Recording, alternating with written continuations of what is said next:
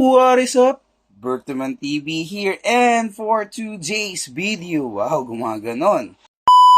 Tuturuan ko kayo kung paano makakuha ng laruan, either for less or for free. So, let's go!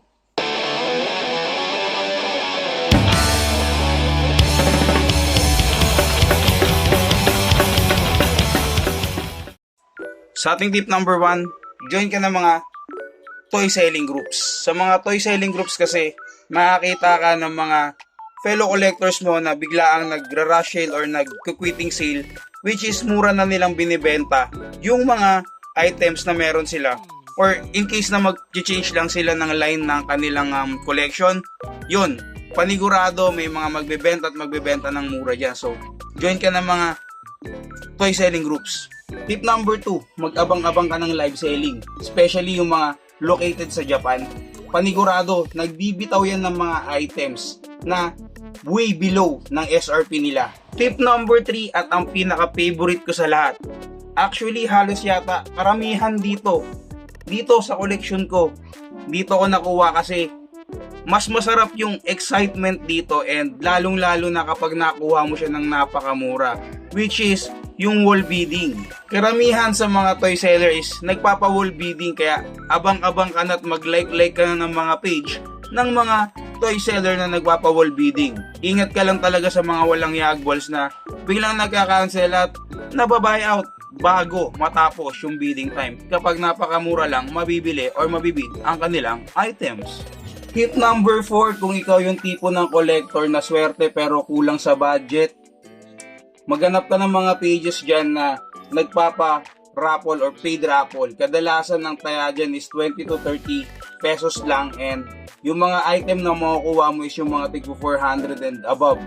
Meron namang mga raffle na parang Ichiban Kuji yung style na spin the wheel pa rin pero matik o yung makukuha mo walang talo. So nga lang yung mga ganun sa nakikita ko parang 750 or above ata, pero may chance kang makakuha ng mga malalaking figures na way above sa 750 and napakasulit. Tip number 5, kung talagang napakaswerte mo at wala ka talagang pambili ng toy nung time na yon, mag-abang-abang ka rin ng mga posting ng mga toy groups or mga toy selling na page. Madalas kahit itanong mo ay kula, isa sa mga pakulo niyan is free raffle, or kung halimbawang suki ka na ng store na yan, alam ko may mga store tulad ni Madam Snoopy na nagkakaroon siya ng parang loyalty points na kada binili mong items sa certain eta niya, meron kang 1 entry. So yon, free raffle, makakuha ka ng mga free toys doon.